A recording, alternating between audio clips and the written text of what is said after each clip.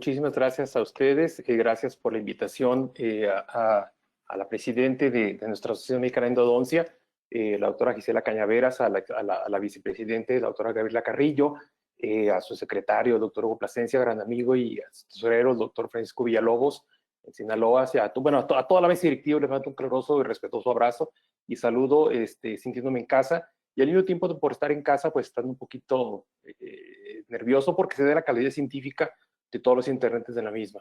Entonces, sin más, bueno, quiero empezar a platicar para el tema de hoy, entrando en el asunto, pero primero, antes de propiamente de iniciar, sí quisiera dedicar a hablar de esto, un poquito de la interrelación que vamos a hablar hoy entre lo que es la apendicitis apical. En realidad, la enfermedad que más atendemos, si bien no es la única, también entendemos inflamación pulpar, pero bueno, al atender inflamación pulpar estamos preveniendo la apendicitis apical. También entendemos trauma, tenemos unos otros aspectos, pero básicamente nuestra terapéutica se basa en cuál es prevenir y o tratar la apendicitis apical. Y vamos a ver esta enfermedad con relación a las condiciones médicas del paciente. Entonces vamos a discutir el día de hoy esto y que dejando obviamente también espacio para preguntas y dudas que puedan surgir al respecto.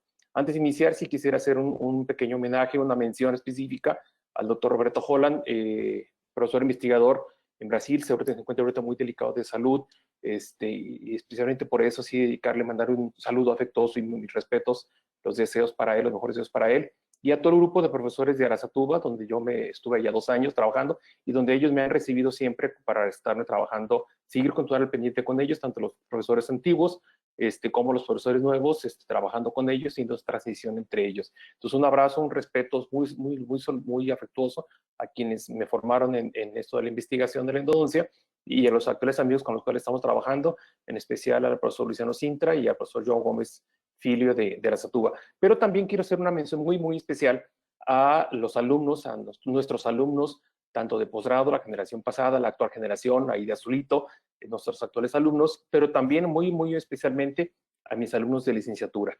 Yo he tratado de nunca dejar las clases de licenciatura, me motivan muchísimo mis alumnos de licenciatura, es un diferente nivel, es un diferente reto, pero es fantástico trabajar con estos jóvenes que empiezan sus endodoncias, hacen su primer día de trabajo en clínica, sus primeros pacientes los atienden ahí con su servidor y es fenomenal verlos cómo crecen y cómo aprenden a trabajar esto y cómo se motivan para ello. Y también agradecer el trabajo que me han permitido hacer en conjunto con mis compañeros docentes, aquí algunos de ellos, no están todos, pero que algunos de ellos, el doctor Oteo Amezco, el doctor Mario Uribe, el doctor Gerardo Gascón, coordinador del posgrado en Endodoncia de Guadalajara, y nuestro gran amigo en común, expresidente también de la Asociación Mexicana de Endodoncia, el doctor Jorge Vera, que se encuentra trabajando actualmente en Buffalo, en Estados Unidos. Entonces, un saludo para todos ellos, para los alumnos y mis compañeros profesores. Bien, entonces vamos a tratar la apendicitis apical y yo quisiera hacer un poquito mención sobre algunos enfoques que podemos hablar de ello. Si bien este es un retrato de la noche estrellada, un cuadro famosísimo que se encuentra en Nueva York, en este Museo de Arte Moderno de Nueva York. Entonces, nos permite ver otras cosas que Van Gogh nos expresó, de otras maneras de ver la vida, y así vamos a ver un poquito la apendicitis apical. Esta radiografía me la envió hace unos días una gran colega, una excelente endodoncista, la doctora Leticia Mesa, y entonces ella me colocó esta parte de la noche estrellada, ahí la luna ahí con su halo, como si fuese un halo, sobre la apendicitis apical. Para la apendicitis apical como si fuera el halo de la noche estrellada de Van Gogh. Entonces esto me gustó mucho porque, y le agradezco mucho a la doctora Leticia Mesa por haberlo compartido, porque nos permite ver a veces diferentes formas en que podemos analizar la periodontitis apical. Siempre damos el enfoque, obviamente, clínico, el endodóntico, el terapéutico, el diagnosticarlo, el hacer el CBCT, el ver las imágenes, ver el tamaño de la lesión, la extensión, el abordaje de los conductos, la terapéutica, la limpieza del conducto, pero vamos a ver ahora la lesión periapical desde otro punto de vista, desde el punto de vista del paciente. Entonces, es obvio que primero hay que recordar solo rápidamente la etiología, que la etiología de la lesión periapical, de la periodontitis apical, sea cual ella, la forma que sea, siempre va a estar relacionada directamente, hay una relación de causalidad con los microorganismos y sus productos que están presentes en el conducto radicular. Y esto fue demostrado en los años 60 y 70, primero un estudio en ratones por Kakehashi, Stanley y Fitzgerald, publicado en el 65, pero después ya en seres humanos, y esto es muy importante recalcarlo, que en seres humanos el profesor Goran Sundquist para mí es el padre de la microbiología endodóntica, es el padre de la microbiología endodóntica. ¿Por qué? Porque él nos demostró una relación causa-efecto entre el tipo de bacteria que ve presente y la lesión periapical. Entonces, habiendo bacterias en el conducto radicular, principalmente anaerobias estrictas y facultativas, esas son responsables de la lesión periapical. Es una imagen que le agradezco también al doctor David Jaramillo, otro gran amigo que se encuentra trabajando en Texas, en Estados Unidos. Bien, entonces, si hay una relación de causalidad entre bacterias del conducto y la lesión periapical, voy a reducir la imagen para que se vea todavía un poquito más grande las diapositivas. Hay una relación de causalidad obviamente entre las bacterias del conducto, ya sea por una terapéutica mal enfocada o por presencia apical primaria, que nos lleva a la formación de lesiones periapicales. Entonces, así se nos ha hecho mucho énfasis en lo que es la preparación mecánica, la irrigación, en su caso el uso de medicamentos de conducto, para que nos lleve a la cicatrización de los tejidos periapicales. Pero esto sí nos hace pensar mucho. ¿Será que esta cicatrización de la peritonitis apical se debe solo y exclusivamente a la desinfección que yo pueda conseguir del conducto radicular? Y al mantener esas condiciones asépticas, si hay una relación de causa-efecto, entonces vamos a discutir algunos aspectos de ello. y hemos enfocado mucha terapéutica preciosa, por ejemplo, como este caso de este canino con una lesión lateral. Y si hay una lesión lateral, es obvio que aquí hay un conducto lateral. Entonces, el conducto lateral, con paciencia, con calma, con tranquilidad, con ayuda de la tecnología, algunos de ellos pueden limpiarse, debridarse, dejar medicación intraconducto. Aquí se hizo reobturación con un cemento biocerámico o cemento de silicato de calcio, ¿verdad? Aquí está su control 2 años y medio después.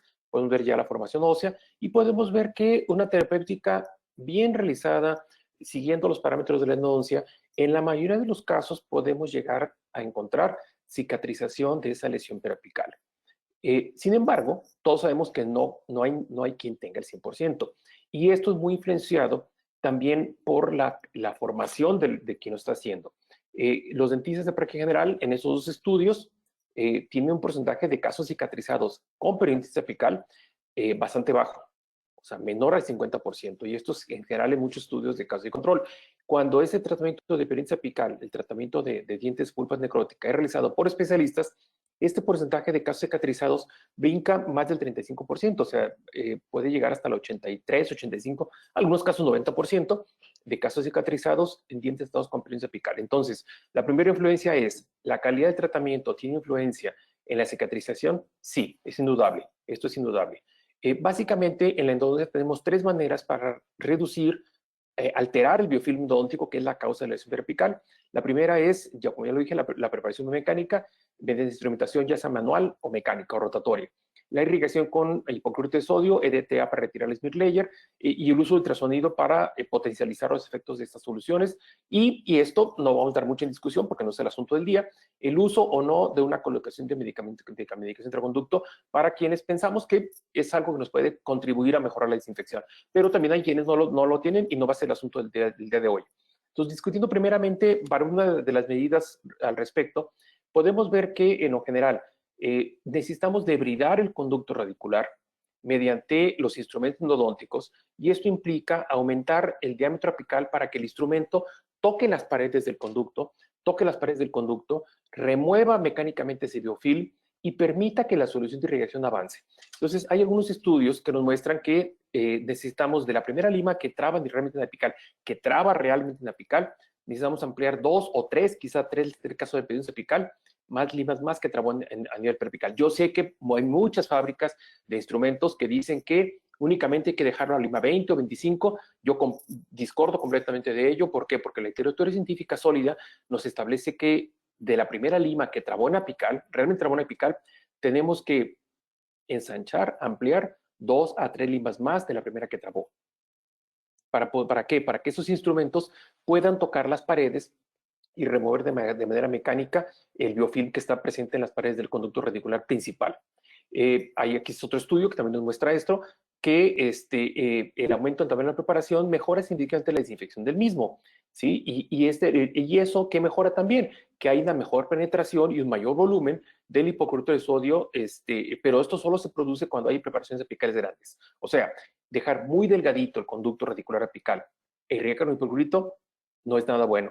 para que tener los beneficios desinfectantes del hipoclorito de sodio, tenemos que ensanchar más de lo que nos dicen los fabricantes de ensanchar, de dejar que está en el calibre 25 a nivel apical.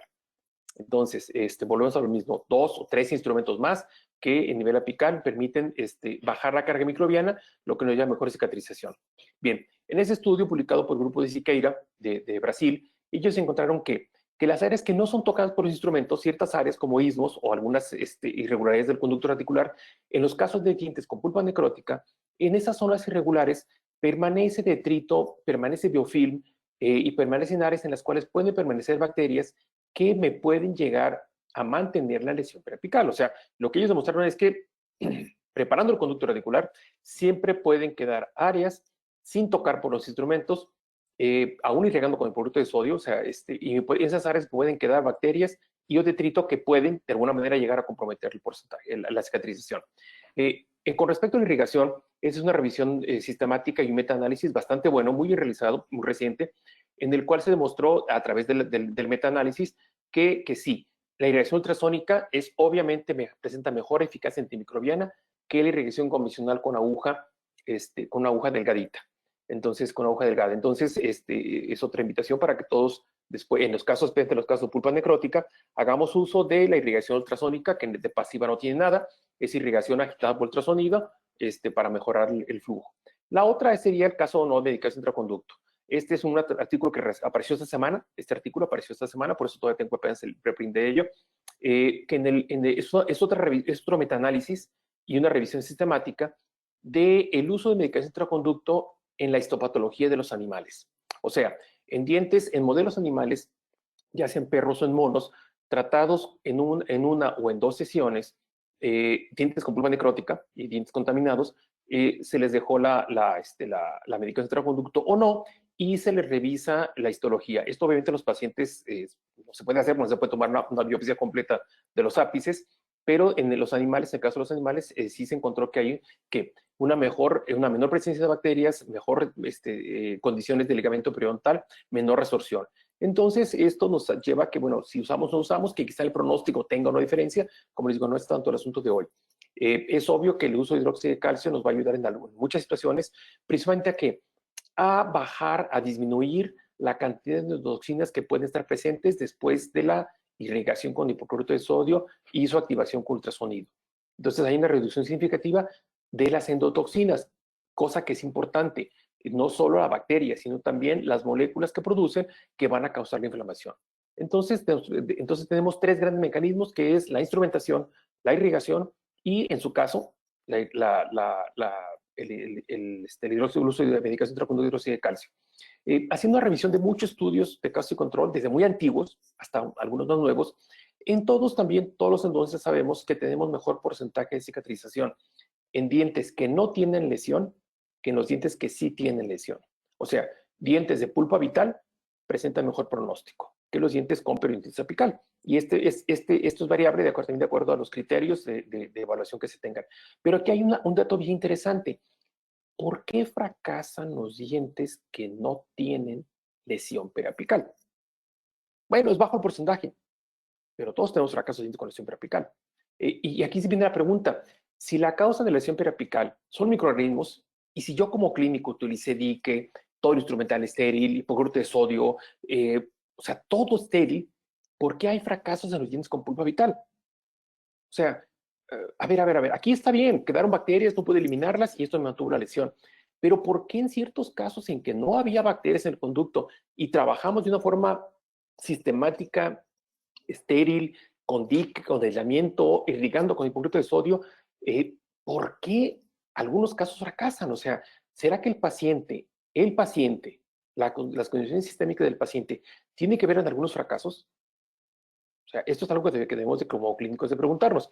El año pasado, que tuve el gran gusto de que estuvo con nosotros el doctor Ronald Nola Zapata en el Congreso de la Asociación Mexicana de Endodoncia, acá en Guadalajara, esperemos que ahora en Monterrey sea igual de exitoso que encontramos. Él nos presentaba esta diapositiva muy interesante, en el cual en dientes con pulpa necrótica, casi todos estamos de acuerdo en que tenemos alrededor del 75% de éxito. Un 10% de casos incompletos, pero que están funcionales, o sea, no hay fístula, hay una reducción de la lesión, no hay movilidad, no hay tracto sinuoso, no hay inflamación, pero ahí se mantiene un poquito una lesioncita periapical. Y un 10-15% de casos que se mantienen. Entonces, este caso de fracaso, bueno, ¿por qué se puede dar? Y esos casos que están funcionales, pero no están completamente cicatrizados. Entonces, esto nos lleva a hacer algunas preguntas con respecto a esto de qué factores pueden estar asociados a la pericia apical, a que se mantenga o que se forme la pericia apical. ¿Será que algunas condiciones del paciente tienen que se forme más pericia apical, que sea más agresiva o que no cicatrice el tratamiento de la pericia apical, aun cuando yo hice todo lo que se debe de hacer? Entonces vamos a discutir algunas de ellas, especialmente la diabetes, pero otras que quizá para algunos ya es bien sabido, pero quizá otras que sí tienen mucha influencia en el respecto. Y hay que señalar una cosa, son factores asociados, esto es bien importante señalarlo, factores asociados, haya asociación. ¿Eso qué implica en salud? Bueno, relación de causalidad es cuando hay causa-efecto, o sea, bacterias en conducto, tarde o temprano de pericia apical. Asociados, por ejemplo, aquí tenemos en esta gráfica el consumo de cigarrillos en Estados Unidos, en negro. Y en rojo está la línea de casos de cáncer de pulmón. En otro número, pues en otro número, pero fíjense cómo sigue una curva muy similar a la que tiene el consumo de cigarrillo. Entonces aquí la pregunta sería, entonces el fumar es causa de pulmón, de cáncer de pulmón. No, el cáncer de pulmón está asociado al consumo de cigarrillo, porque no todos los que fuman tienen cáncer de pulmón. Y no todos los que desarrollan cáncer de pulmón fumaron o fueron fumadores pasivos. No todos, algunos se desarrollan por otra cosa. Pero sí es un factor que en la medida que hay mayor presencia de tabaco, de tabaquismo, hay una mayor prevalencia en casos de cáncer. ¿Sí? Entonces, esto es lo que es un factor asociado, no de causalidad, asociados. Y eso es lo que vamos a estar discutiendo de los factores que vamos a estar, que son factores asociados a la pericia apical, no causalidad, asociación a pericia apical. Bien, esto ya fue señalado de los primeros artículos que hubo desde el 2005 por la doctora Mónica Marendegni, en el cual ya señalaba ella en sus conclusiones, en este artículo muy interesante, el cual que la integridad del sistema inmune del paciente es un factor muy importante para el resultado del tratamiento, y cosa que ya en aquellas épocas hasta mucha gente decía, bueno, pero ¿eso qué tiene que ver? Yo escuché a algún gran endodoncista de Estados Unidos que decía, la inmunología es una ciencia muy bonita, muy importante, pero no tiene nada que ver con la endodoncia. Eso hace 30 años lo llegué a escuchar. Y bueno, no es exactamente tal cual como se diga así. O sea, tenemos que ver esto. Primero tenemos que tener algunas cosas al respecto. Primero, diabetes mellitus. ¿Qué tan prevalente, qué tan frecuente es la diabetes mellitus en la población mexicana? Alrededor del 17%. O sea, hay casi 21 millones de mexicanos con diabetes. Muchos de ellos no saben que tienen diabetes. Y la otra, prácticamente 2 de cada 3 diabéticos presentan un severo descontrol glicémico. Aunque ellos digan, doctor, es que yo estoy controlado. No, doctora, yo estoy muy controlado de diabetes. O sea, en realidad presentan curvas en la mañana y luego después presentan curvas a mediodía y va y viene el descontrol glicémico. Entonces, estos pacientes diabéticos, yo ya hace muchos años ya hemos publicado este trabajo, en el cual habíamos encontrado que la diabetes, los pacientes con diabetes mellitus tipo 2, tienen mayor riesgo, por ejemplo, de infecciones bucales o enfermedad periodontal que la población de no diabéticos. La diabetes en endodoncia, ¿qué tiene influencia? Bueno, primero, vamos a ver, hay mayor prevalencia de pericia apical en diabéticos que no diabéticos. Hay más reagudizaciones endodónticas en diabéticos que no diabéticos. En los diabéticos, las lesiones periapicales son mayores y son más severas. Hay una menor cicatrización de la pericia apical en diabéticos a un año. O sea, en el corto plazo, a un año, 6 meses, 8 meses, un año, hay menor porcentaje de casos cicatrizados. Entonces, si yo tengo un paciente diabético, tengo que pensar que es un paciente que 2 de cada 3 están mal controlados. Entonces, ¿qué le tengo que explicar? Que va a tener más pericia apical, hay que buscarle más dientes, que puede tener más reagudización, la probabilidad es mayor de la reagudización, que su lesión preapical va a tardar más en cicatrizar y su lesión preapical es mayor, y hay una mayor posibilidad que pierda sus dientes por efectos de la diabetes y la enfermedad periodontal. Entonces, eso se lo tengo que explicar bien al paciente antes de hacer el tratamiento. Tengo que explicarle que su condición es la que está llevando a esto. En este artículo del grupo de la SATUBA, de profesor Luciano Sintra, que encontraron que hay un perfil inflamatorio más severo a nivel periapical en la diabetes mellitus, que las lesiones periapicales son más grandes. Y también que la infección en el conducto reticular avanza mucho más rápido y que hay una mayor probabilidad de biofilm periapical en los pacientes diabéticos. Entonces, eso también es muy importante, porque si tengo biofilm fuera del conducto radicular, va a ser mucho más difícil controlar esa infección. Entonces, en parte en eso se explica esta presencia de biofilm periapical externo, el que en algunos casos de pacientes diabéticos no cicatricen, porque pueden tener biofilm más fácil a nivel periapical. En la diabetes, ¿y por qué será esto? Porque los diabéticos tienen menor capacidad de defensa. Sus macrófagos y sus neutrófilos tienen menor capacidad de fagocitosis en los diabéticos, y a mayor severidad de la diabetes y a mayor tiempo hay menor capacidad de fagocitosis de neutrófilos y macrófagos, lo que los hace más susceptibles al avance microbiano y una mayor inflamación y una mayor resorción. Y hay una relación de sinergismo entre una y otra, o sea, una asociación bidireccional, no de causalidad. O sea, no quiere decir que un diabético tiene hipertensión apical. Ok, tiene hipertensión apical y va a causar diabetes. No, hay una asociación bidireccional que una potencializa a la otra. O sea, los pacientes con diabetes mellitus tienen mayor lesiones y se forman más lesiones periapicales y son más severas en la hipertensión apical. Y la hipertensión apical, a su vez, hace más grave y más severa la diabetes mellitus. ¿Por qué? Porque aumenta los niveles de ácido úrico, aumenta los niveles glicémicos en los pacientes. Entonces, es importantísimo que le expliquemos esto a los pacientes, especialmente los diabéticos, que el hecho que tenga lesiones periapicales está haciendo que les sea más difícil controlar su diabetes.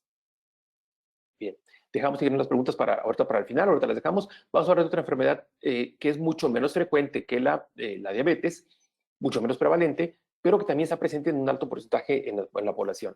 Para muchos es 4,5%, en México casi 5%, y esto a veces dicen que es baja, pero para mí sí es muy alto. Bien, la artritis reumatoide es una enfermedad autoinmune, ¿sí? Que afecta ¿qué? Articulaciones principalmente, pero puede afectar otros órganos y sistemas. Puede afectar el sistema nervioso, puede afectar sistema renal. Entonces, no es la única. Pero principalmente los pacientes se van a quejar de que dolor, inflamación y degeneración en hueso y en articulaciones. En este estudio publicado en el 20, ellos buscaron en pacientes, un estudio cross-sectional, ellos encontraron que los pacientes con artritis reumatoide eran más propensos a desarrollar periodontitis apical. O sea, el hecho de que tengan periodontitis apical hace que sean más propensos a que desarrollen lesiones periapicales. Y esto vamos a tratar de explicar rápidamente en esta diapositiva, en el que los pacientes con artritis reumatoide tienen desequilibrios parámetros sistémicos, la respuesta inmune innata y adaptativa están alteradas, especialmente en los pacientes que no están en remisión. Esto es importante.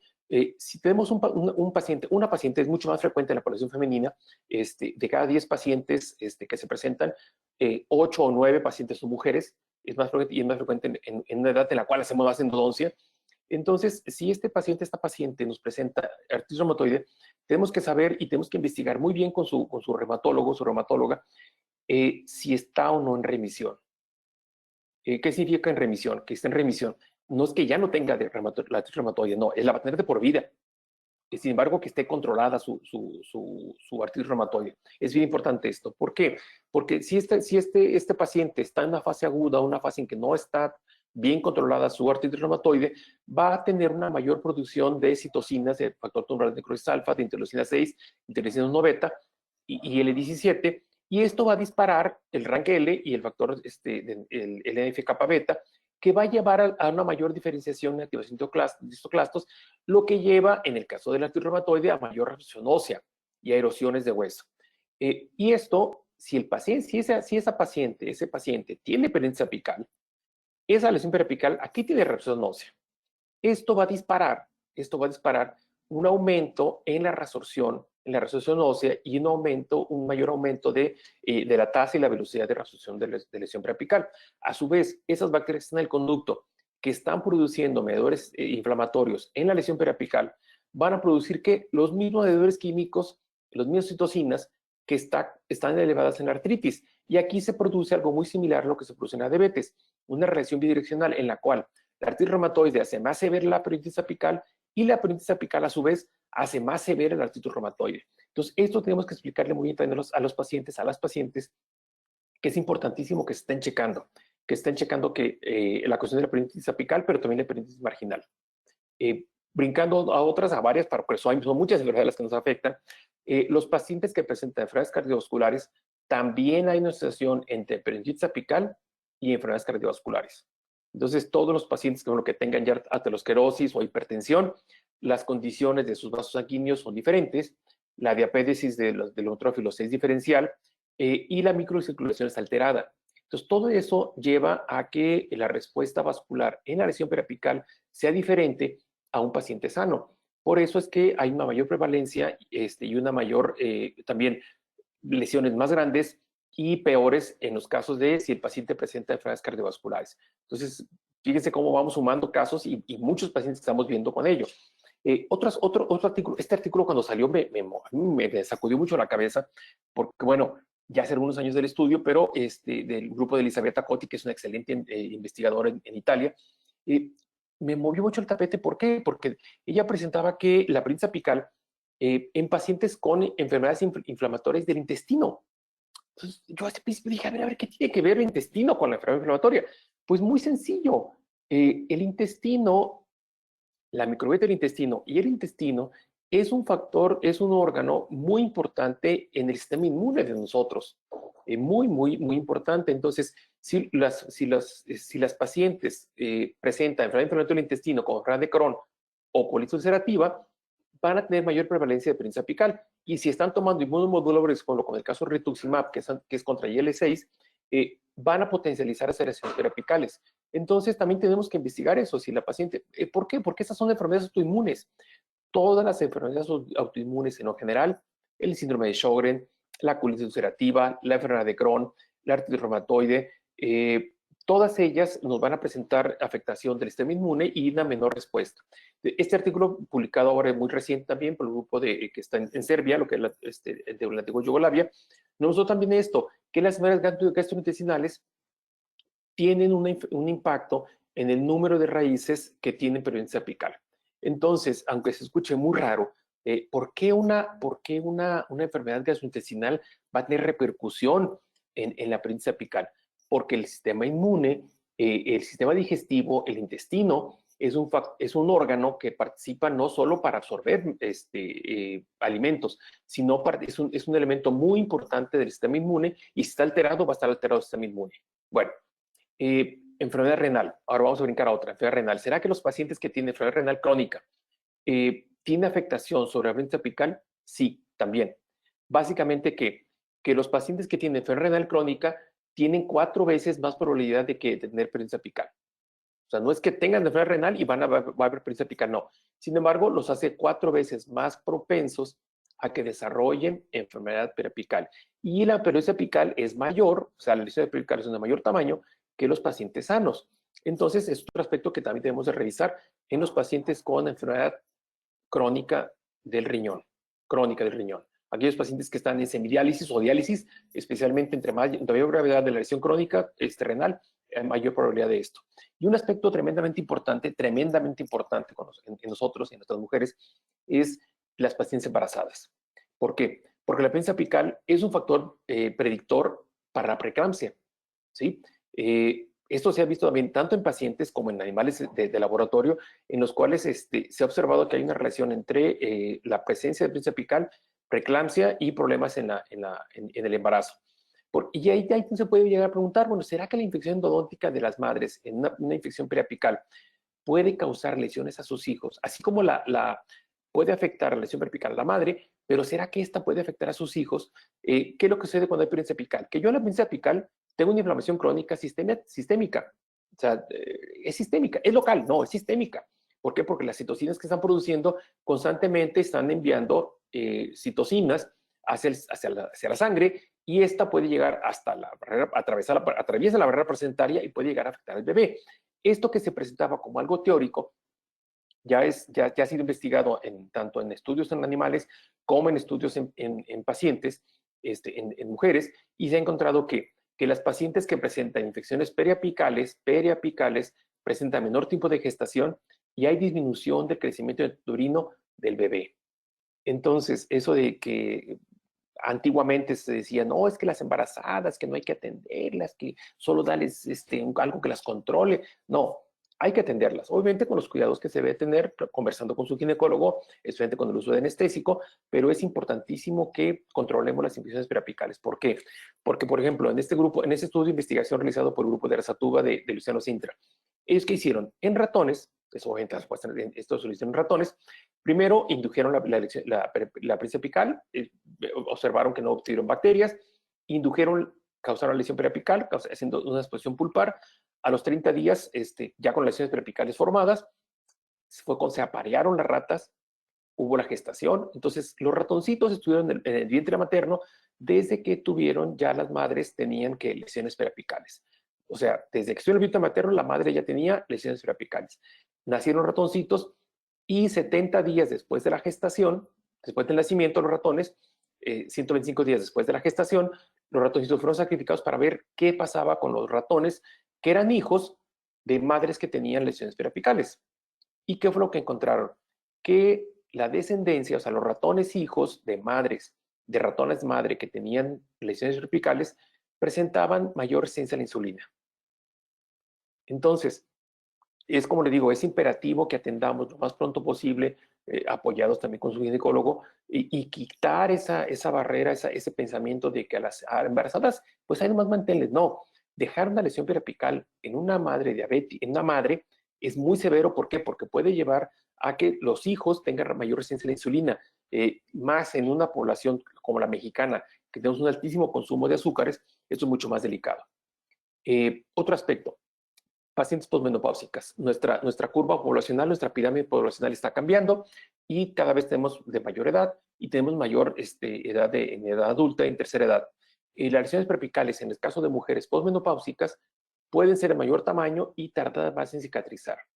Entonces, no es que no cicatricen, simplemente por la menor tasa de reposición ósea, esa lesión periapical va a tardar más en cicatrizar. Y hay cosas y especificidades muy propias, hay clínica, para regresando un poquito a la clínica, esta parte. Esta paciente me fue enviada porque su dentista la había observado ensanchamiento del ligamento periapical a nivel apical. Me dijo, Álvaro, chécamela porque no sé si vaya a requerir endodoncia o no. Yo la vi, algo anda ahí, le veo mal, algo mal las encías, algo le veo. Se cepilla muy bien, pero algo mal de las encías y trae ese ensanchamiento a nivel apical. No había antecedente de trauma, no había tratamientos ortodónticos previos, no brusaba. Entonces dicen, bueno, vitalidad, vitales. Sabía, no están vitales, está bien. Pero la pregunta es, bueno, si están vitales y no hay historia de ninguno de estos aspectos, ¿por qué se da esos ensanchamientos de ligamentos en casi todos los dientes? Lo tienen casi todos los dientes, solo es nuestra radiografía. Yo al revisar la paciente dije, bueno, ¿por qué tiene esos ensanchamientos de ligamento? En el momento de revisar su piel, encuentro que su boca de hecho la podía abrir muy poco. Entonces yo le decía, abre la boca, y su boquita así muy poquito, abrir la boca, la paciente abría muy poquito la boca y le costaba mucho trabajo. Y yo metía al espejo y me costaba trabajo empujar la encía porque tenía su piel muy dura. Y le decía, no haga fuerza. Doctor, es que mi boca es muy poco flexible. ¿Cómo que su boca es poco flexible? Sí, en lo general mi piel es poco flexible. En cuanto me dijo eso, revisé la piel muy fibrótica. Dije, usted la está tratando un reumatólogo, una reumatóloga, ¿no? Sí. ¿Y usted, de casualidad, no tiene esclerodermia? Sí, doctor. ¿Y esta paciente, a qué se debía la situación de que la paciente tenía esclerodermia?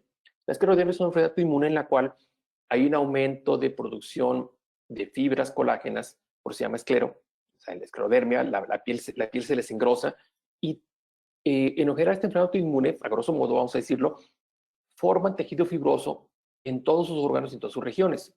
Entonces el hueso empieza a ser sustituido, ¿por qué? Por tejido fibroso, pero también sus pulmones, y también sus riñones, y también su músculo cardíaco. Entonces son pacientes que el control es muy difícil y el porcentaje de vida es bajo.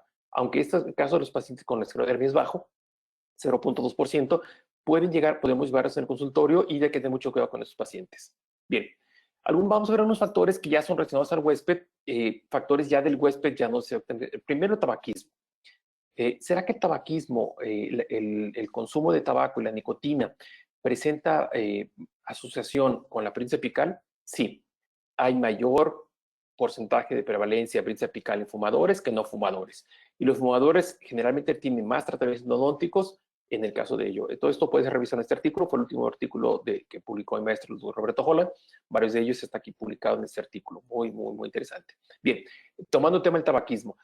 ¿Por qué el tabaquismo puede ser, está asociado a las lesiones periapicales?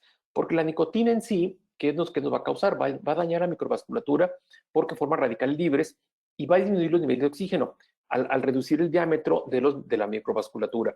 Va también asimismo a disminuir los niveles de osteoprotegerina. Al bajar los niveles de osteoprotegerina, obviamente aumentan los niveles de reabsorción ósea, ¿sí me explico? Va a haber más rank libre que se va a unir al rank L y va a formar más los osteoclastos. Entonces, también asimismo va a reducir la quimiotaxis de los neutrófilos y retrasa la migración y la madurez de neuroblastos, o sea, la cicatrización la retrasa. Entonces, pacientes que tengan, que sean fumadores activos o vapeadores, tenemos que explicarles esto por la situación de que son ellos los que están causando que no cicatrice el paciente. Esto en periodoncia se sabe muy bien que la nicotina suprime la mineralización de los tejidos, la expresión genética de los cementoblastos para la formación de tejido mineralizado. Entonces, es algo que también sucede con nosotros. Otro aspecto de la enfermedad periodontal. La enfermedad periodontal en sí, fumen o no fumen, está asociada con el incremento de peritonitis apical. Un paciente que tenga peritonitis marginal, un paciente que presenta peritonitis marginal, tiene 5 veces más la posibilidad de que desarrolle peritonitis apical. Entonces, todos los pacientes que traen enfermedad periodontal se tiene que revisar si alguno de sus dientes, alguna de sus piezas no tiene peritonitis apical. ¿Por qué? Porque es 5 veces más frecuente la presencia de ellos. Y hay otro aspecto bien importante. Entonces, todos los aspectos de esto tenemos que revisar esa situación. Y otro aspecto muy importante de ello es que directamente la peritonitis marginal tiene influencia sobre el pronóstico de la endodoncia. No puede decir, a ver, espérame, ¿por qué? Sí, si yo atiendo endodónticamente a un paciente que tiene peritonitis marginal, yo lo trato de su lesión periapical, de la peritonitis apical, yo lo trato de la peritonitis apical. Puede ser que ese caso no tarde mucho más en cicatrizar o no cicatrice por efecto de la presencia de citocinas inflamatorias que se producen en la peritonitis marginal.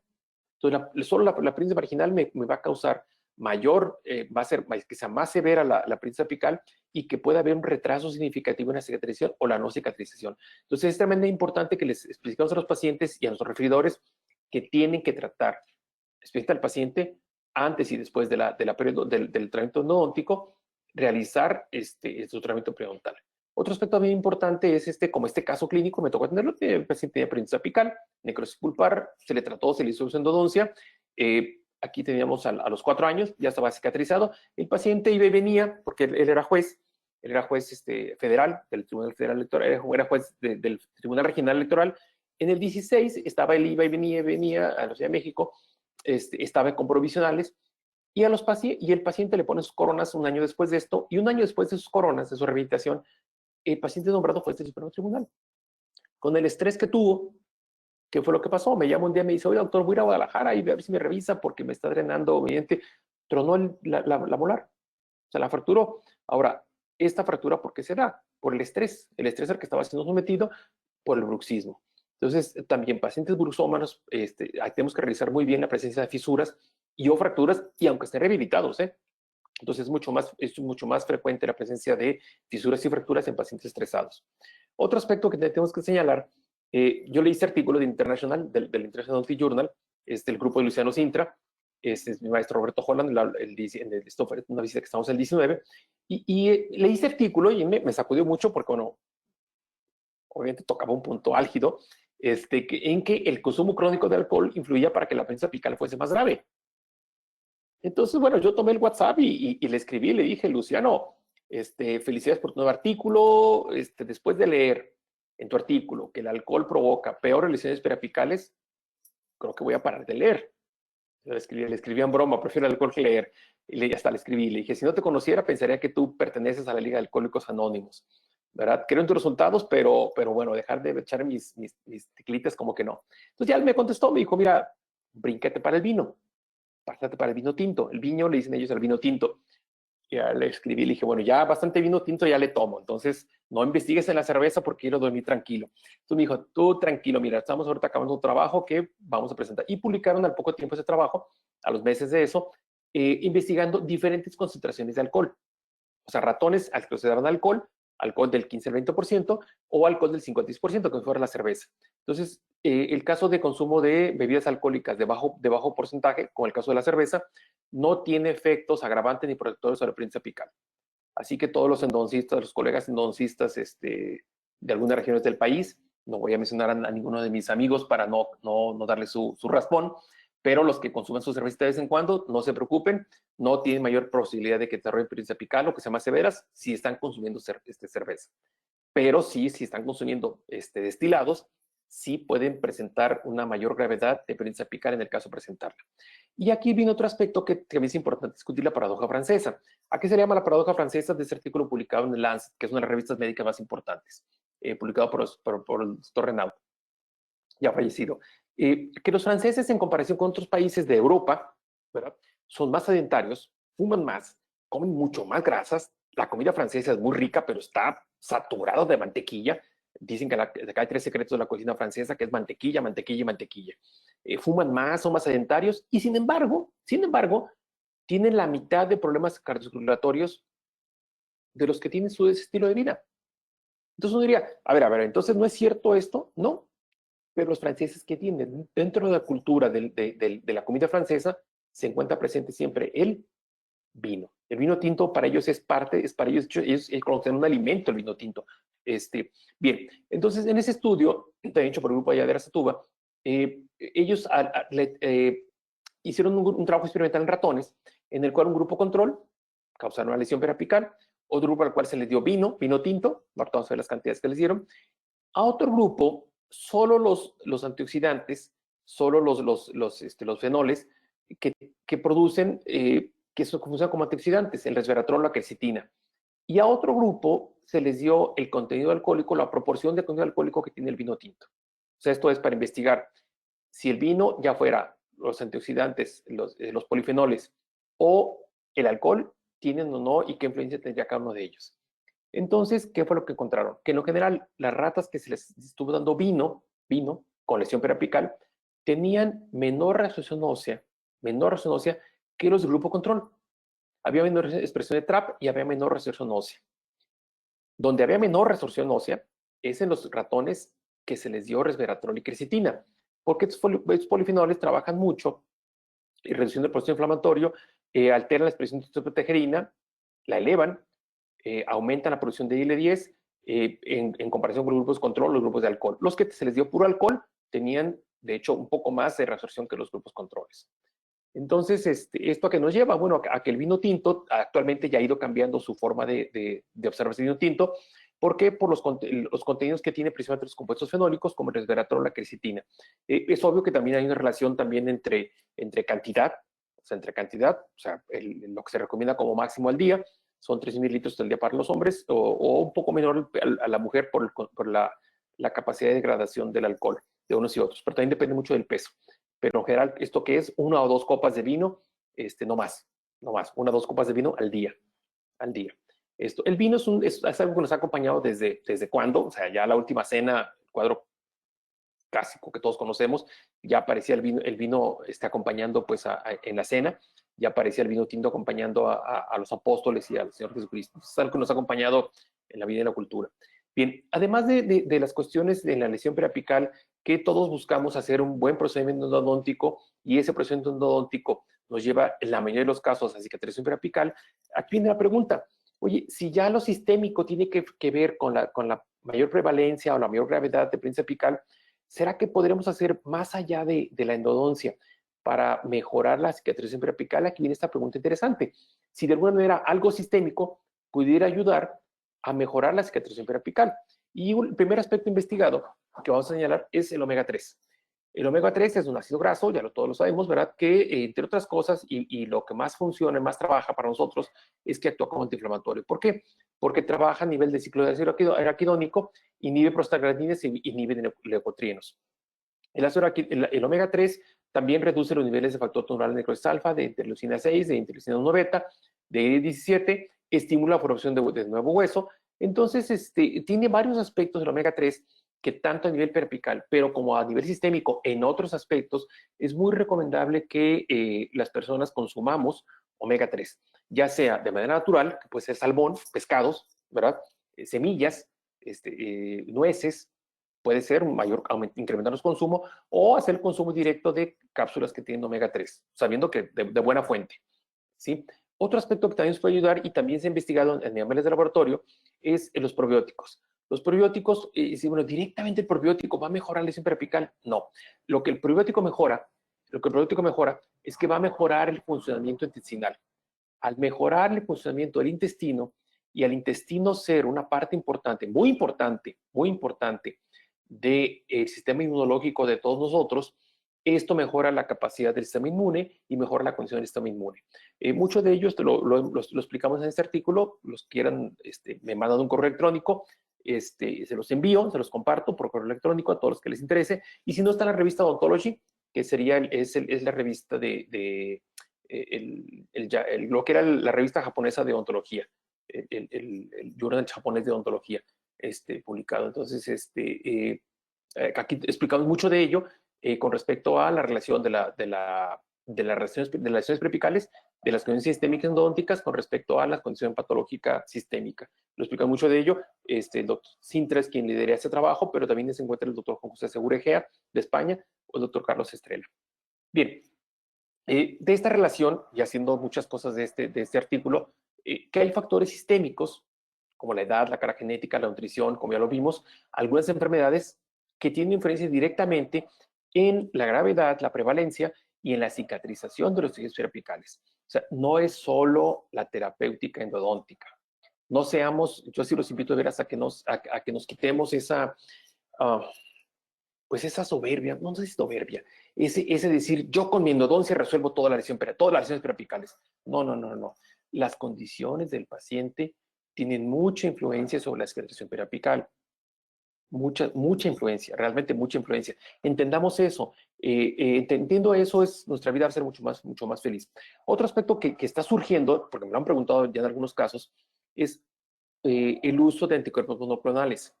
El uso de estos medicamentos es relativamente nuevo, digo, tiene 10 años a la fecha, pero se está incrementando mucho. Los anticuerpos monoclonales, el rituximab, el belimumab, hay algunos de ellos que están muy utilizados en algunas, especialmente en enfermedades autoinmunes, pero cada vez es más frecuente su uso por las grandes ventajas que tienen, porque estos anticuerpos monoclonales directamente solo van a atacar y van a bloquear lo que está buscando el médico para hacer el tratamiento. Entonces, estos anticuerpos monoclonales pueden tener influencia en la cicatrización. Entonces, cada caso específico, hay unos que favorecen la cicatrización periapical, pero otros que retrasan la cicatrización periapical de acuerdo a lo que estén bloqueando. Entonces, eso tenemos que investigarlo muy bien cada caso, con ello, en cada situación. Y otro aspecto muy importante que todos ya lo hemos visto es la relación que puede tener la periodontitis apical, dientes con necrosis y periodontitis apical, con respecto al seno maxilar. ¿Por qué? Porque es muy fácil que un diente con necrosis pulpar pueda tener desde mucositis a lesiones en seno muy severas. ¿Por qué? Por la íntima relación que hay del seno maxilar, el piso del seno, la membrana de Schneider, con los forámenes apicales. Entonces, si ese conducto radicular está necrótico y están saliendo muchas bacterias y toxinas, se va a formar un infiltrado inflamatorio muy severo a nivel del piso de las fosas nasales, del piso de los senos, del seno maxilar. Se va a reabsorber el hueso muy rápido y la membrana de Schneider puede ser estimulada directamente para que empiece a proliferar. Y esto causar una mucositis o puede llevar incluso las células madre que están presentes en la membrana de Schneider, pueden incluso formar hueso. Y van a causar, esto ya está señalado en una posición muy interesante de la americana endodoncia, pero puede causar que lo que Carlos Estrella fue el primero que lo escribió, y de hecho la clasificación que él puso, la OMS ya la retomó, ya la clasificó como una enfermedad de seno maxilar, que es la periodontitis reactiva. La periodontitis reactiva, ¿qué es? Es la formación de hueso dentro del seno maxilar, estimulada y causada ¿por qué? Por la necrosis pulpar, la infección del periapical, que lleva a que se estimulen las células madre que están en la membrana de Schneider y que llevan a la formación de formaciones de hueso dentro del seno maxilar. Entonces, es algo que tenemos que tomar en cuenta para valorar a nuestros pacientes. Que las defensas de huésped, este artículo siempre me ha fascinado, y aunque fue publicado hace más de 20 años, pero generalmente los dentistas nos basamos más que en estudiar los microorganismos, que obviamente la causa, debemos de conocerlos muy bien debemos de conocerlos, debemos de conocer dónde trabajamos, los conductos radiculares, ramificaciones, sismos, cómo eliminar los microorganismos de los conductos radiculares, pero debemos de aprender mucho más de las defensas del huésped. El huésped es la tercera parte, es donde se desarrolla esta enfermedad y debemos de aprender más de ello. Y esto es muy importante, ¿por qué? Porque en el caso de una periodontitis apical, Hay 3 vías por las cuales, está publicado en ese capítulo en el libro de Bergenholz, de Saug y Bakken, que hay 3 maneras en las cuales pueden producirse por 3 vías una complicación sistémica por una infección periapical. La primera, un absceso periapical agudo. Un absceso periapical agudo puede llevar a abscesos muy severos de diferentes tipos, submandibulares, bucales, basetéricos, angina de Ludwig. Hay varias formas en las cuales se pueden presentar los abscesos y que pueden llevar incluso a abscesos a distancia, como el caso de abscesos cerebrales, de origen odontogénico, de origen periapical. Entonces, hay muchos casos reportados en los cuales que hay abscesos cerebrales o abscesos en otras partes del cuerpo que tuvieron como origen una infección dental. Generalmente los reportes médicos lo llaman como infección dental, pero la mayoría de ellas son infecciones periapicales. Son infecciones periapicales. Entonces, tenemos que estar muy al pendiente de esto. Este caso fue muy severo. Como te aquí el absceso y el tiempo de evolución que se dejó el paciente, causado ¿por qué? Por infección endodóntica. Entonces, tenemos que estar muy al pendiente de ello para poder saber que un caso de un absceso de origen odontogénico puede llevar abscesos a otras regiones del cuerpo. Bien, la segunda vía por la cual una complicación sistémica puede ser causada, puede ser ¿por qué? Porque nosotros por accidente en la instrumentación estemos empujando bacterias y sus productos hacia los tejidos periapicales. Entonces, ya desde el trabajo clásico de Bender y Seltzer, es trabajo clásico en el cual en aquellos años, 60 años de esto, ellos investigaron que en el caso cuando ellos mantenían la instrumentación antes del foramen, no encontraron bacteremias transitorias en sangre, que cuando había sobreinstrumentación había un porcentaje de aproximadamente 1/3 de ellos de bacteremias en sangre que pudieron detectar. Es obvio que la tecnología era otra. Ese trabajo fue realizado de nuevo con tecnología más moderna por De Belien en Noruega, y que fue lo que encontró. Que sí, que efectivamente cuando hay sobreinstrumentación del conducto, el porcentaje puede ser arriba del 50%, pero que incluso en instrumentaciones cortas podemos causar bacterias transitorias. Ahora, ¿es esto no importante? Si es un paciente sano, esto no va a tener ninguna importancia. Pero si es un paciente con alguna enfermedad sistémica, con una enfermedad cardiovascular, con diabetes, con una artritis reumatoide no controlada o lupus, esto puede ser muy severo. Entonces hay que investigar toda esa parte para si voy a limpiar el foramen, tengo que saber si ese paciente no tiene enfermedad sistémica. Entonces no lo hagamos como una rutina de que siempre hay que hacerlo, tengo que saber la situación específica del paciente. La otra es esto que no está tan señalado ni tan investigado, la liberación de mediadores inflamatorios que nos pueden llevar a una lesión periapical y que esos mediadores inflamatorios producidos en una lesión se diseminen por vía sanguínea y linfática. ¿Qué son los mediadores inflamatorios? Citocinas. Especialmente, hay muchos aspectos, pero en ello. Bien, este trabajo, de hecho, ya está publicado en el Journal of Endodontics, lo presentamos en el Congreso en mayo, ya fue presentado.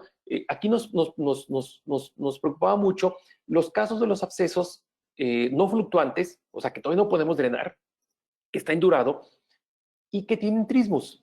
O sea, ese paciente no le puedo tratar endodoncia porque tiene trismos. O sea, el paciente tiene la boca cerrada, no puede abrir por la panonia de inflamación, abra y no abre ni para tomar la radiografía. No podemos ver sin tomar la radiografía.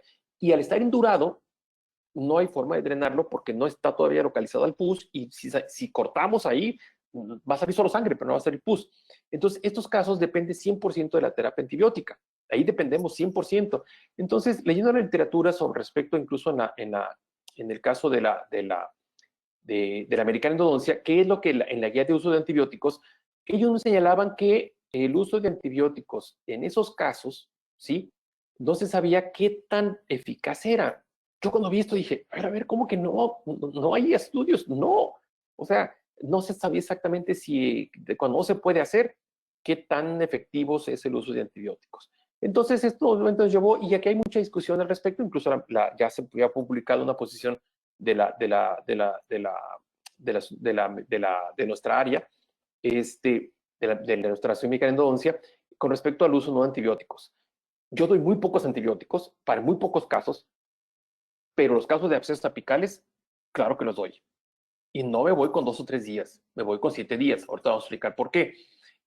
Yo no doy antibióticos 2 o 3 días porque generalmente no son necesarios. O sea, aquellos pacientes que dicen, oiga, me duele un poco, analgésico. O los pacientes que nos hablan por teléfono, oiga, me está doliendo, ¿me toma antibiótico? No tome, venga al consultorio. Venga al consultorio, le abro el diente y le va a dejar de doler.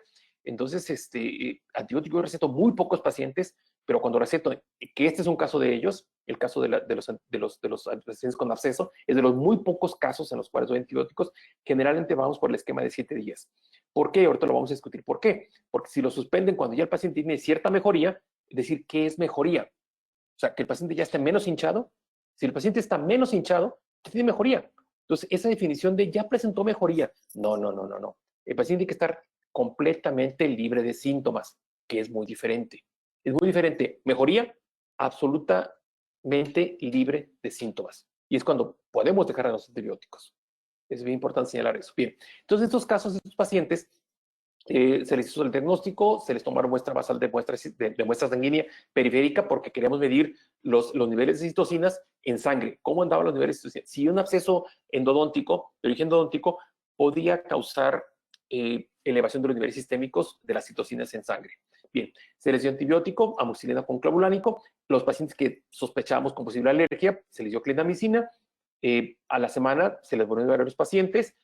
Segunda muestra, aislamiento absoluto, preparación, crown down, irrigación, hipoclorito de sodio, EDTA, ultrasonido, medicación extraconductos y hígado coronal. Ok. 2 semanas después se retiró el hidróxido de calcio, tercera muestra, y sellados los casos, y se les dio un estrecho seguimiento a los casos. Entonces, las muestras de sangre, fue tomado el suero, y el suero fue evaluado en este equipo, es el MACPIX, para evaluar las citocinas. Todo este grupo de citocinas evaluamos. Es un equipo de altísima precisión. Es un robot que es una altísima precisión para medir la cantidad de citocinas, cuantificar específicamente los niveles de citocinas. Resultados clínicos. Primero, de los pacientes que tuvieron adherencia al tratamiento antibiótico, o sea, que hicieron sus tomas de antibiótico bien, no lo suspendieron, no dejaron no estuvieron, que siguieron, los 24 tuvieron resolución. O sea, a la semana había muy buena respuesta y ya habían dejado de tener síntomas. 12 de los que tuvieron oxígeno con clavulano, 14, perdón, no siguieron bien las indicaciones. O sea, a veces lo tomaban, lo dejaron tomar al quinto día, al cuarto día, al sexto día. De estos 14, 2 presentaban alguna ligera sintomatología. Entonces, hay la importancia de seguir la terapéutica conforme. Los casos de Clinda fueron solo 8 pacientes, 2 no tuvieron terapéutica, no tuvieron adherencia al tratamiento, y esos 2 tenían toda ligera sintomatología. Entonces, ahí es algo muy específico que tenemos que señalar. O sea, si voy a dar, en el caso, un absceso apical agudo es una infección muy severa que puede llevar a sepsis del paciente y lo puede llevar al hospital. Entonces, no estemos con 2 o 3 días de antibiótico en el caso de abscesos apicales agudos. Otras infecciones no voy a hablar de ello, pero de abscesos apicales agudos es necesario contar con la terapéutica. Bien, niveles de citocinas. Lo que encontramos 3 citocinas elevadas, sistémicas, en el caso de pacientes con abscesos. Factor natural de necrosis alfa, interleucina 6, interleucina 10. Curiosamente, ni IL-17 ni interferón gamma se encontraban elevadas, ni interleucina 1 beta, con diferencia estadística, no había. ¿Por qué? Porque estas son citocinas que se van a presentar en infecciones crónicas o secundarias o más evolucionadas. Pero en la fase aguda, TNF-alfa e IL-16 juegan un papel preponderante en ello. Bien, IL-6, ¿por qué? Porque IL-6 se produce mucho en daño a tejido en infecciones severas. Y esto lo vimos mucho en el caso del COVID. Los pacientes que tenían COVID, infección aguda por COVID, presentaban niveles altísimos de interleucina 6. Es una respuesta de fase aguda la interleucina 6. Entonces, esto va a llevar después a mayor absorción ósea. ¿Y por qué también se encontraba elevada IL-10? Porque IL-10 es una citocina inmunomoduladora, o sea, es como si fuera el freno para la inflamación para el caso. O sea, para evitar una severa inflamación, el paciente produce también mucha interleucina 10 para moderar ese exceso de inflamación. O sea, sí necesito inflamación, pero no necesito tanta. O sea, no necesito tanta inflamación. Entonces, aquí los resultados de nuestros estudios nos señalan que IL-6 es clave en la patogénesis del absceso apical agudo, junto con factor natural de necrosis alfa. Ahora, lo curioso de esto también es esto. Cuando dimos antibiótico, los niveles de IL-6 y de IL-10 a la segunda cita ya estaban estadísticamente ya controlados. Sin embargo, TNF-alfa no. TNF-alfa, para poder bajar los niveles de TNF-alfa a niveles ya no detectables, necesitamos que la preparación del conducto radicular. Entonces, TNF-alfa se mantiene elevada en los casos de abscesos apicales. Por eso digo que suspender, oye, y aunque esté asintomático, estos pacientes a la semana estaban asintomáticos completamente, ellos seguían teniendo sus niveles de TNF-alfa muy elevados. Entonces, si ya le dimos antibiótico a un paciente, tenemos que especificarle que tiene que ir a la terapéutica endodóntica, porque la manera de poder controlar estos niveles elevados de TNF-alfa es mediante la terapéutica endodóntica. ¿Sí? Entonces, en esa situación. Bien, ¿y por qué es importante esto? Porque es importante saber que la IL-6 juega un papel muy importante, muy relevante en la sepsis. Después del COVID aprendimos ese término de tormenta de citocinas. Y IL-6 es una de las piezas clave que participa en la tormenta de citocinas. Entonces, incluso ya ahora ya se sabe que para evitar esa tormenta de citocinas, que muchas veces es lo que mata al paciente en la sepsis, la tormenta de citocinas es lo que muchas veces mata al paciente, una elevación descontrolada de citocinas, eso es lo que muchas veces lleva a falla multiorgánica. Si IL-6 es clave en esto, también ya se ha estado manejando bloqueadores específicos de IL-6, o sea, para evitar la sobreinflamación que causa IL-6 y evitar la tormenta de citocinas. Entonces, esto puede ser que quizá en el futuro estemos manejando a esos pacientes con abscesos apicales agudos, además del antibiótico, también podemos estar utilizando mecanismos, medicamentos específicos, antimonoclonales, para bloquear específicamente la sobreacción de la interleucina 6 y bloquear esa tormenta de citocinas en los pacientes. Aquí la pregunta puede ser para muchos clínicos: Álvaro, ¿y por qué es importante tener ese aumento de los mediadores proinflamatorios en sangre? O sea, ¿qué tiene que ver eso? Pues que al tener los mediadores inflamatorios, esas citocinas muy elevadas en sangre, mi inflamación va a ser mucho más severa, mi capacidad de defensa ante bacterias o hongos es menor, se me pueden disparar lesiones alérgicas, va a tener una sinergia con enfermedades autoinmunes, o sea, un paciente con lupus, un paciente con artritis reumatoide, un paciente con síndrome de Sjögren, un paciente con enfermedad inflamatoria del intestino, va a tener una sinergia con esas enfermedades y dispararse su enfermedad autoinmune. En la obesidad también hay una sinergia. De hecho, los pacientes que presentan obesidad mórbida e infecciones bucales son más propensos a la sepsis y falla multiorgánica. Entonces, es bien importante señalar los pacientes con obesidad mórbida. Entonces, esa posibilidad de decir, ¿será que una infección del conducto radicular puede enfermarlas, puede causar mayor problema con las enfermedades sistémicas? Sí. O sea, la respuesta es sí, sí. Tanto enfermedades esqueléticas como de otros órganos, como en tormentas de citocinas, en muchos aspectos está ya más que comprobado que la lesión periapical puede actuar como un agravante para enfermedades sistémicas. Entonces, eso tenemos que investigarlo y decirlo para el paciente. Esto mismo ya se había señalado por la enfermedad periodontal. Esto ya se sabía desde más tiempo por la enfermedad periodontal, que la enfermedad periodontal puede agravar y causar muchos problemas sistémicos en la cuestión de la cuestión sistémica. Por ejemplo, ¿en qué? En diabetes, aterosclerosis, hipertensión, embarazo y enfermedad renal. O sea, las mismas que hemos estado señalando. Entonces, solo que ellos estuvieron más adelantados, pero también nos tenemos que señalar mucho la importancia de controlar sus periodontitis apicales para evitar mayor riesgo en los pacientes que presentan esas enfermedades sistémicas. El otro aspecto que con esto vamos a cerrar ya en unos minutos, es, ¿será que la genética del paciente, la propia genética, lo que ya cargamos con nuestra carga genética, tiene importancia en el apical? Porque como clínicos sí hemos visto casos así, ¿sí o no? O sea, eso como clínicos todos nos ha pasado. Pacientes jóvenes, sanos, sin ninguna otra enfermedad sistémica. O sea, dices, bueno, ¿por qué este paciente tuvo caries y tiene este absceso que se le puso muy severo, tuvo fiebre? Y hay pacientes que andan ahí con sus dientes expuestos, sus pulpas expuestas, como si nada. Y dicen, bueno, esos pacientes que están ahí con meses o años, ¿por qué no desarrollan esa situación? Entonces fuimos a investigar si las variaciones genéticas de los pacientes, variaciones genéticas en pacientes, podrían podrían modificar su respuesta y causar más periodontitis apicales primarias o agudas o periodontitis apicales secundarias. Entonces tenemos un pool de pacientes ahí en la Universidad de Guadalajara diagnosticados con periodontitis apical, unos con periodontitis apical primaria, otros con periodontitis apical secundaria, otros con absceso apical, y se les ha extraído el ADN de los pacientes de la muestra de sangre, también comparado contra sujetos control sanos. Entonces, hay varias variaciones genéticas que hemos observado. Una, la primera, el TNF-alfa, porque es de las moléculas más importantes en inflamación, y un polimorfismo muy frecuentemente reportado que puede causar variación de respuesta, es el menos 308 G por C. Entonces, este gen, el que se encarga de producir el factor tumoral de necrosis alfa, se encuentra en el cromosoma 6, en el brazo corto. Entonces, ahora se puede investigar las pequeñas variaciones mediante tijeras enzimáticas. O sea, básicamente, ¿qué es lo que se hace? Al nucleótido completo se toman tijeras, se toman enzimas genéticas, enzimas de restricción, las cuales cortan las moléculas donde queremos y luego se multiplican muchas veces a través de PCR. Y entonces ya se puede correr un gel para poder ver si presenta algunas de las letras de timicina, timina, guanina, citosina, guanina, o en diferente orden, o guanina, guanina, adenina, adenina, guanina con adenina, y los pares de bases porque producen diferentes pares de bases, diferentes pesos en la molécula, y esto hace que podamos investigar si ese paciente presenta alguna variación en su gen.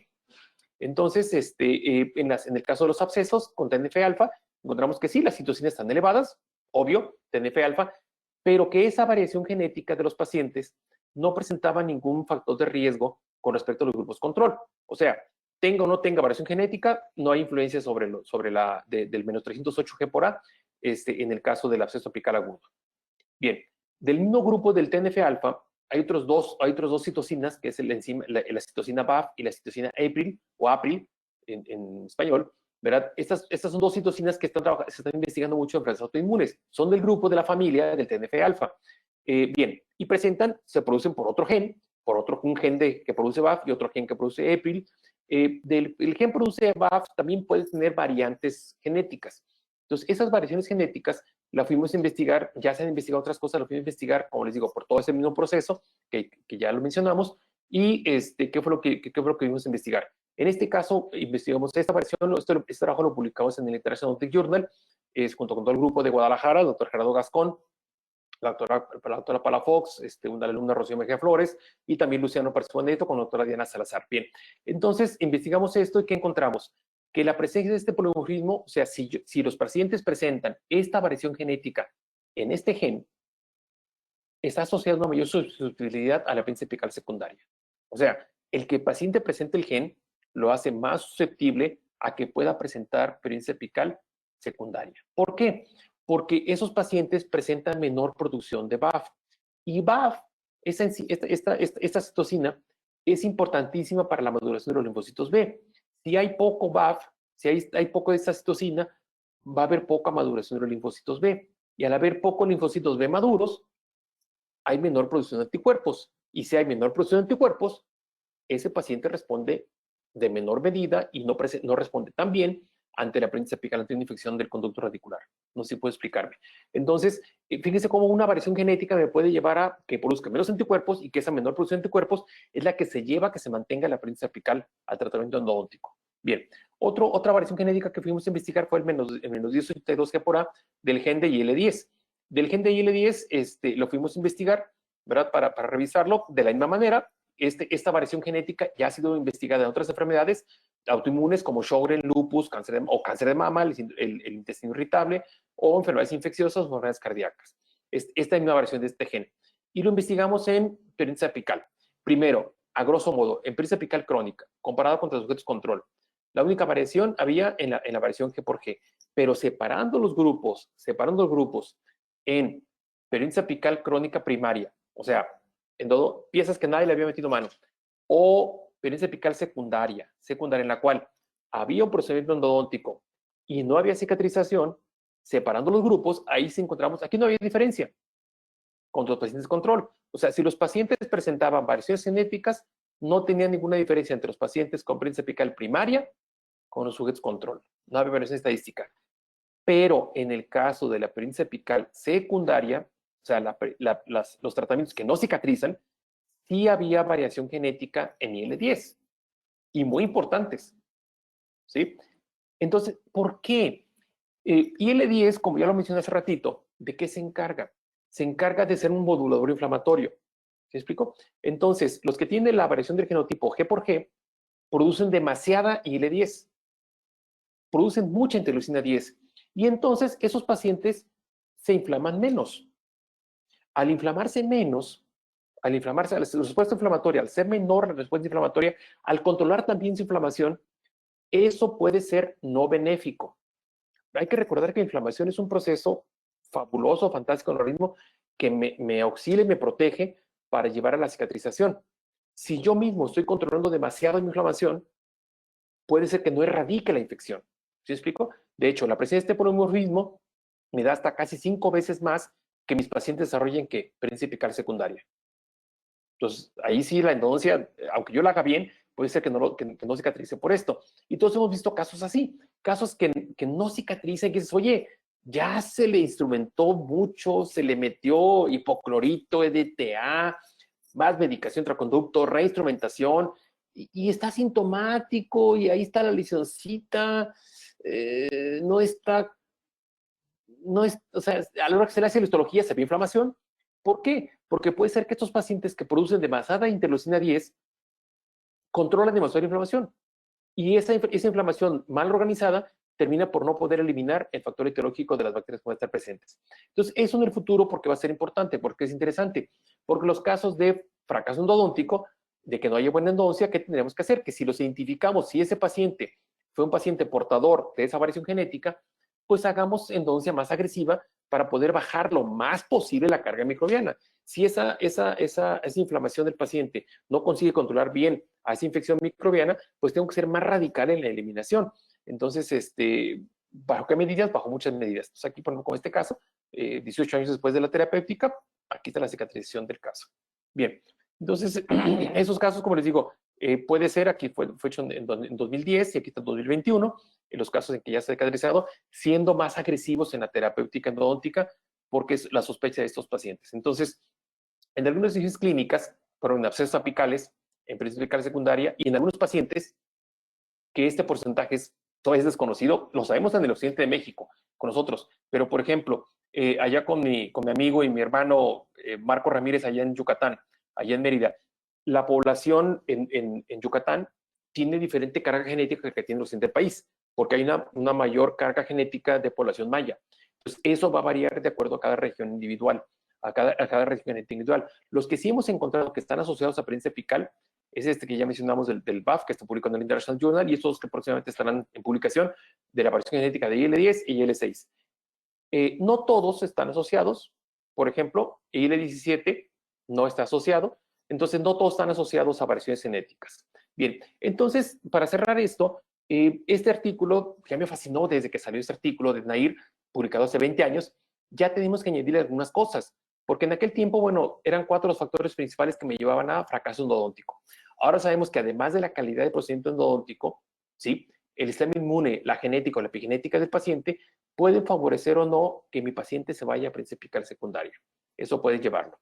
Entonces, hay muchos factores que están implicados en la cicatrización periapical. Es obvio que la endodoncia es la principal responsable de ello, ¿verdad? Pero también la edad del paciente y la condición inmune.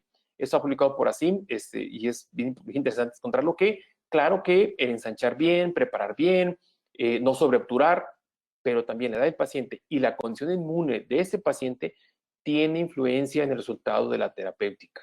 Entonces, tenemos que tomar en cuenta esto para ello. Y miren, como un ejemplo así muy sencillo, que ayer estábamos viendo en clase, antier, con los alumnos de posgrado. Esta pacientita de 23 años, ella tuvo una fractura aquí por estar mordiendo, ella tenía mal hábito, de estar mordiendo plumas o lápices con los dientes, se le quebró esta esquina, se le acabó necrosando el incisivo, presenta un absceso en la región mentoniana, un absceso apical agudo, la drenamos el absceso, le dimos antibiótico, abrimos el conducto, desinfectamos, debridamos, dejamos el dióxido de calcio. A la semana cambiamos el dióxido de calcio, que vimos que todavía había exudado en el conducto, lo cambiamos, ya no había exudado periapical, lo dejamos.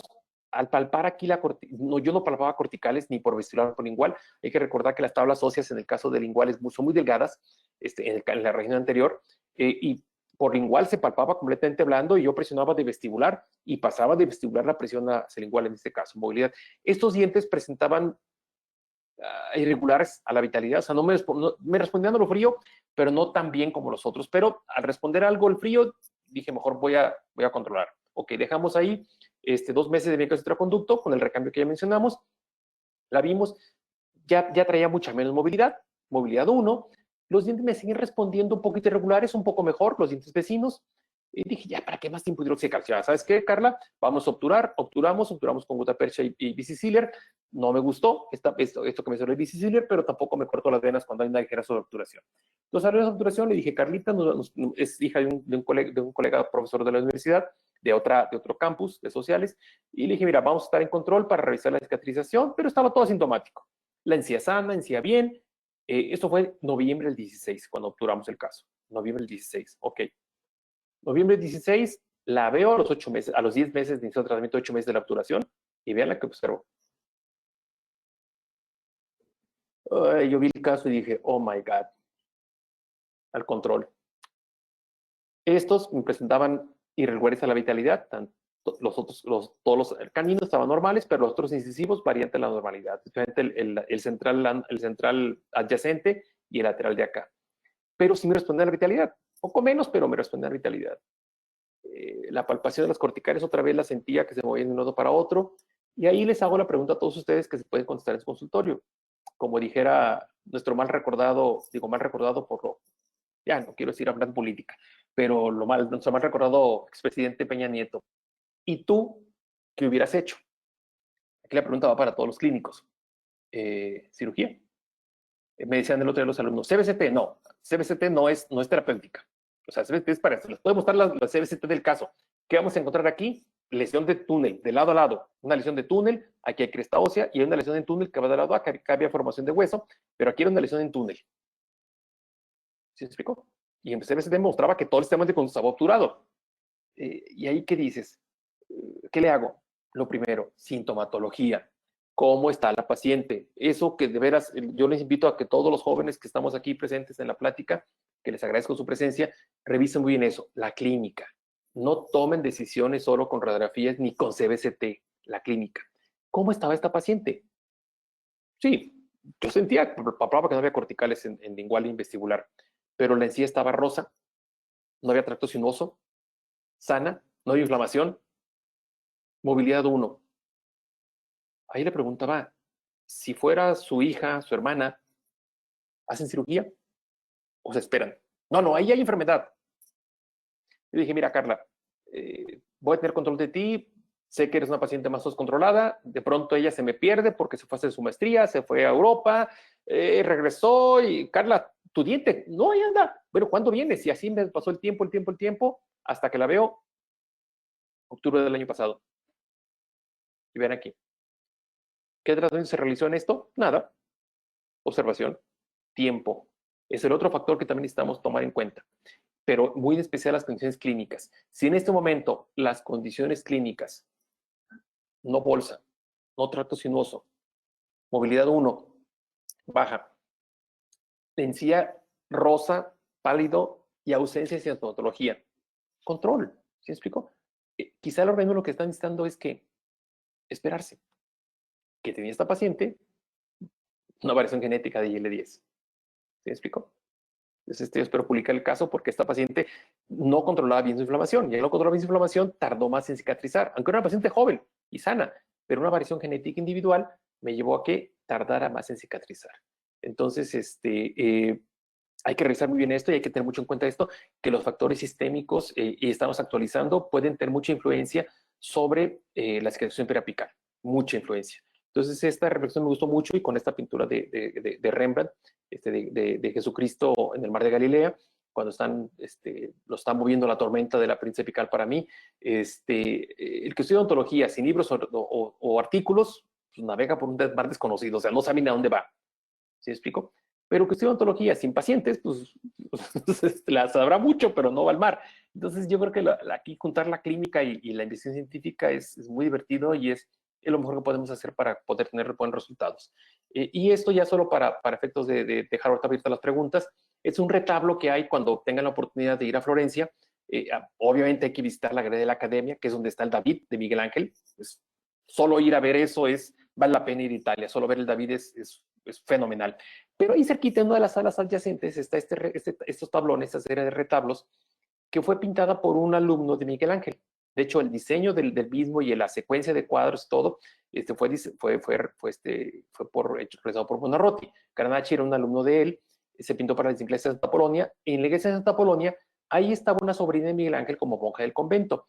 Entonces, bueno, ahí nos representan estos retablos en madera, pues el martirio, cuando la juzgaron, y el martirio de Santa Polonia y hasta el sacrificio de ella. Entonces, que es nuestra mártir, y pues aprovechando el día, en Europa ya, seguramente ya para mi gran amigo, mi compadre Freddy Beliar, que está en Irlanda, que nos está escuchando, el buen Freddy, a cual le mando un buen saludo. Allá para él ya es 9 de febrero, así que bueno, adelantándonos un poquito a la fecha acá en México, pues a todos desearles un muy feliz día del dentista, muchas felicidades, febrero es el mes del dentista, no es el del amor y la amistad, es el mes del dentista. Así que bueno, quedo a las órdenes para ustedes y agradeciendo muchísimo la invitación que nos hicieron de la Asumíca Endodoncia, a la doctora Gisela, a toda la mesa directiva, y quedo a las órdenes para sus preguntas y comentarios.